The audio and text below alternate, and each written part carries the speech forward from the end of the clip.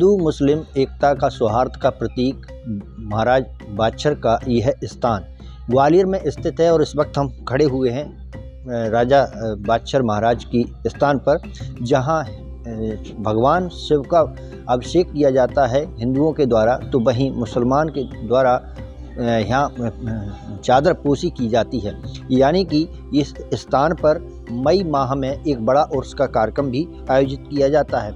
ऐसा माना जाता है 300 साल पहले सिंधिया राजवंश के विशेष आग्रह पर बाबा को महाराष्ट्र से ग्वालियर लाया गया था। महाराष्ट्र के सतारा नामक स्थान पर बाबा का प्रमुख स्थान है, जहां आज भी हिंदू मुस्लिम दोनों ही बाबा के दर पर अपने सर झुकाते हैं।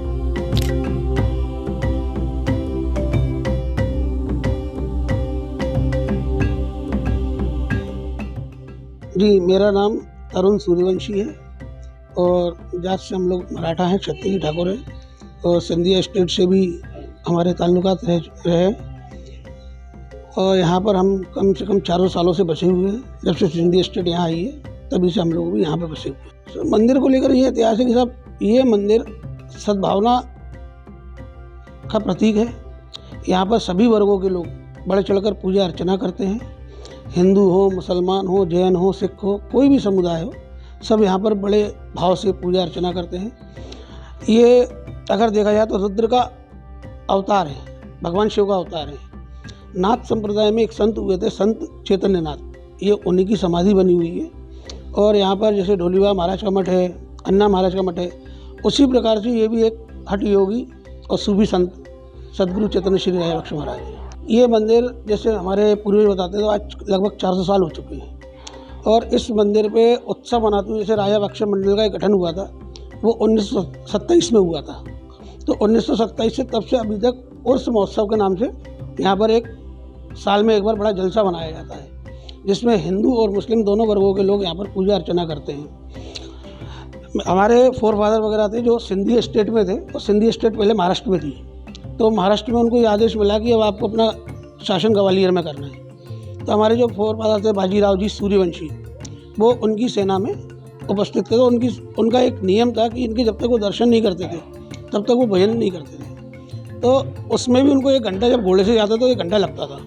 अब कहाँ महाराष्ट्र और कहाँ ग्वालियर, तो बड़े चिंतित थे कि साहब मैं इनके दर्शन किए बगैर भोजन नहीं करता।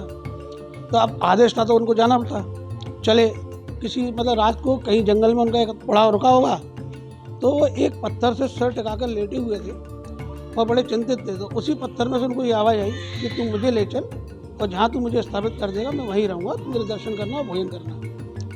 तो उनको ये घर मिला, वो घर के सामने उन्होंने इस पत्थर को स्थापित किया। वही 400 साल से इस पत्थर की पूजा अर्चना चल रही है और इनको राजा बख्शर का नाम दिया गया है। ये इनकी शेर पे सवारी है, तो इनका महाराष्ट्र में गुलबर्गा में नाम राजा बाग सवार है, पर लोगों ने सही उच्चारण ना करके वो राजा बागशर कर दिया। तो वैसे इनका नाम देखा जाए तो राजा बाग सवार बाबा चैतन्य नाथ, अब वो राजा बागशर के नाम से पूरे ग्वालियर में प्रचलित है। बताया जाता है कि संत बादशर महाराज जी हिंदू थे, जो महाराष्ट्र के सतारा के गांव खाते में रहने वाले थे। बताया जाता है किसी मुस्लिम राजा ने बाबा के दर पर किसी विशेष प्रयोजन के लिए सिर झुकाया और बाबा के आशीर्वाद से वह पूरा हो गया। तभी से मुस्लिम समाज के लोग बाबा को चादर चढ़ाते हैं और हिंदू समाज के लोग भगवान शिव का मानकर अभिषेक करते हैं।